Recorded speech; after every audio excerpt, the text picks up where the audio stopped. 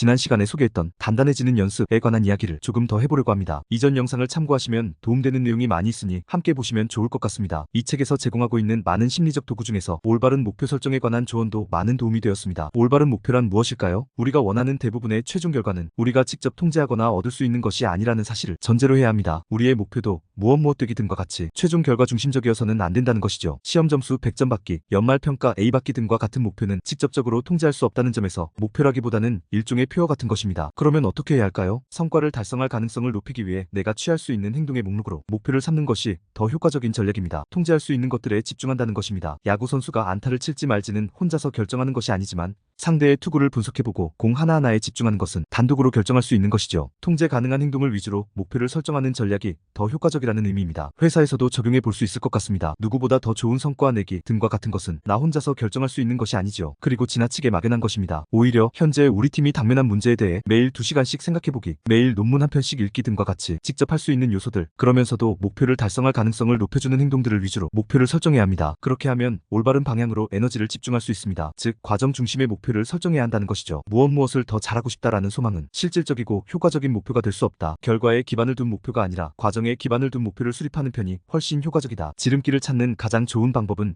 자신의 분야에서 최고의 경지에 도달하기 위한 정신적 지도를 그려보는 것이다. 목표에 대한 평가를 위해 다음 질문을 스스로에게 던져보자. 과정 기반의 목표인가? 아니면 결과 기반의 목표인가? 그 목표는 자신의 통제 범위를 벗어난 외부 요소들로부터 얼마나 영향을 받는가? 목표 달성을 어떻게 평가할 것인가? 목표 달성을 위한 계획이 얼마나 구체적인가? 마지막으로 나누고 싶은 내용은 행동 중심의 시각화입니다. 한때 끌어당김의 법칙이 큰 유명세를 탄 적이 있습니다. 간절히 소망하면 이루어진다. 잠재의식에 긍정적인 암시를 보냄으로써 행동과 사고를 긍정적으로 바꿀 수 있다는 것이죠. 하지만 이 책에서는 최종적인 목표만을 상상하고 끌어당기는 것이 직접적으로 결과를 불러오지는 않는다고 지적하고 있습니다. 목표가 과정 중심적이어야 하듯 우리의 시각화와 상상력도 목표를 이루기 위한 행동 중심이어야 한다는 것입니다. 야구 선수가 실제 배트를 휘둘러 볼 기회는 물리적으로 제한되어 있습니다. 시간과 기회의 제한이 있기도 하고 신체적인 제한이 있기도 하죠. 하지만 필드에 나가 있지 않을 때에도 배트를 휘두르는 상상을 통해서 실제의 연습 효과와 근접한 효과를 볼 수 있다고 합니다. 우리의 마음이 상상의 과정을 통해 여러 복잡한 활동에 대한 계획을 무의식적으로 수립하고 그렇게 수립된 계획은 실제로 실행해야 할 순간이 왔을 때 로드맵으로서 기능하게 된다고 말한다. 결승전에서 승리해 트로피를 들어올리는 것과 같은 결과적인 상황에만 주목한다면 자신의 움직임을 효과적으로 개선해줄 실질적인 장면들을 떠올리기가 어려워진다. 결과에 대한 시각화가 아무런 쓸모가 없다는 말은 아니지만 그러한 방식으로는 시각화 기술의 잠재력을 최대한 활용할 수 없다. 오늘 소개한 책 단단해지는 연습은 객관적 낙관주의에 기반을 둔 긍정적인 자기대화, 불안을 잠재우기 위한 호흡 기술, 올바르고 효과적으로 동기를 부여하는 방법 등 성과와 성취를 위한 다양한 기술을 제시하고 있습니다. 중요한 것은 결과 자체보다도